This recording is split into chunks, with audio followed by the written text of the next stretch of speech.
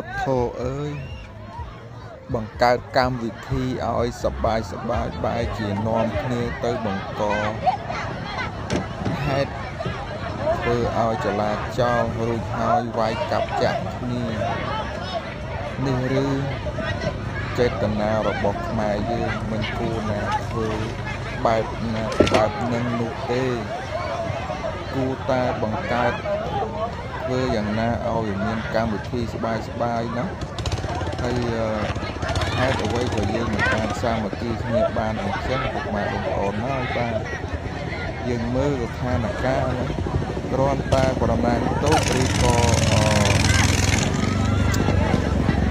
សាកល្បងទូកបែរជាបង្ករឿងឈ្មោះគ្នាបែរកាប់ចាក់ធ្វើឲ្យខ្លាយទៅជាអាណាធិបតេយ្យមានសម្ដាប់ធ្នាប់ហើយក៏មិនចេះស្រឡាញ់គ្នាសោះខ្មែរយើងយូរទៅកាន់តែប្តេជ្ញាហើយខ្មែរបងប្អូនមើលចុះណាយើងមើលអ្វីទៅតាមវីដេអូនេះទៅណា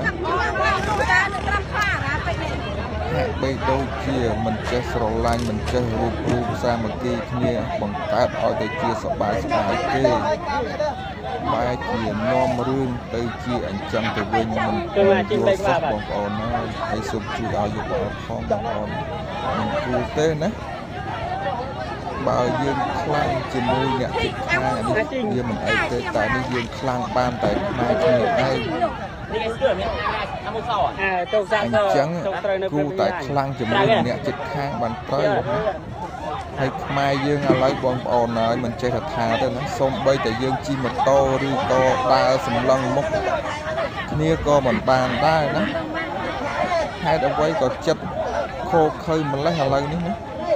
គួរតែលះបង់គួរតែកាត់បន្ថយទៅគួរតែស្រឡាញ់គ្នារាប់អានគ្នា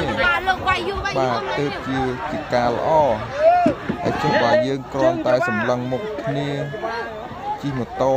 ឌឺដងដាក់គ្នាហើយបែរទៅជាកាប់ចាក់សម្លាប់គ្នាក៏បានក៏មានបងប្អូនហើយវេទនារបស់ខ្មែរយើងឥឡូវនេះ